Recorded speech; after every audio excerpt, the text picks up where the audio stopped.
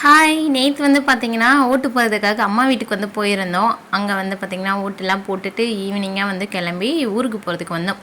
ஊருக்கு போகிற வர வழியில் தான் அக்கா வீடு. அப்படியே வந்து அக்கா வீட்டுக்கு போனோம். அங்கே வந்து பார்த்திங்கன்னா அக்கா முருங்கைக்காவும் கொத்தரங்காவும் இருக்குது, போய் பறிச்சுட்டு போன்னு சொன்னால் அப்படியே வந்து செடியில் வந்து ஒரு 2 முருங்கைக்காய் தான் இருந்துச்சு. அப்படியே பறிச்சுக்கிட்டு இதுவே போதும், குழம்புக்கு சாம்பார் தான் நான் வந்து மேக்ஸிமம் செய்வோம்.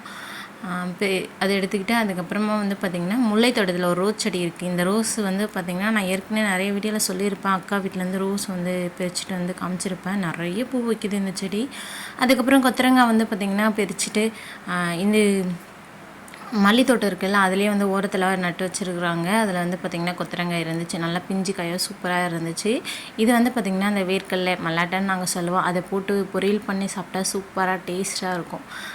வந்து ஒரு 1/2 கிலோ அளவுக்கு பறிச்சுக்கிட்டு அப்படியே வந்து ஊருக்கு வந்து கிளம்பிட்டோம். தம்பி வந்து பார்த்திங்கன்னா அம்மா வீட்டிலே விட்டுட்டு வந்துட்டேன்.